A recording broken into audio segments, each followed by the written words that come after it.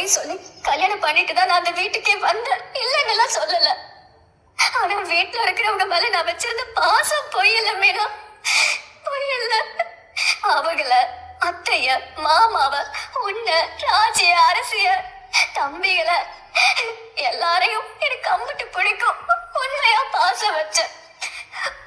அந்த வீட்டுல சந்தோஷமா வாழணும், உங்க எல்லாரையும் அந்த வீட்டுல நான் நல்லா பாத்துக்கணும்னு தான் நினைச்சேன்.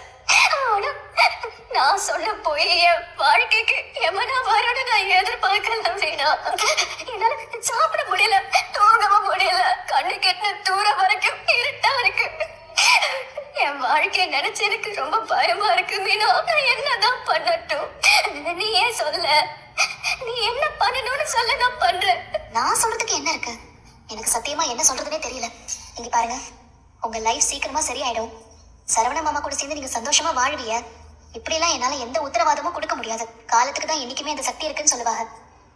நீங்க கொஞ்சம் பொறுமையா இருந்தீங்கன்னா, அமைதியா இருந்தீங்கன்னா, உங்க அம்மா பேச்ச கேட்டு எதுவும் பண்ணாம இருந்தீங்கன்னா ஏதாவது நடக்கிறதுக்கு வாய்ப்பு இருக்கு. ஆனா அதை கூட உறுதியா என்னால சொல்ல முடியாது.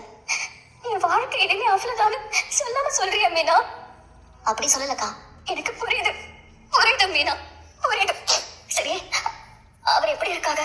விவாகரத்து பண்ணிட்டு இன்னொரு கல்யாணம் பண்ணிக்கிற எண்ணத்துலதான் இருக்காரா? இல்ல, அந்த மாதிரி எதுவும் இல்ல. நான் பொறுமையா இருந்தா எல்லாம் நல்லபடியா மாறிடுமா மீனா? சரி, நான் வரேன் மீனா. எப்பயாவது நான் போன் பண்ணா எடுன்னு என்கிட்ட பேசு.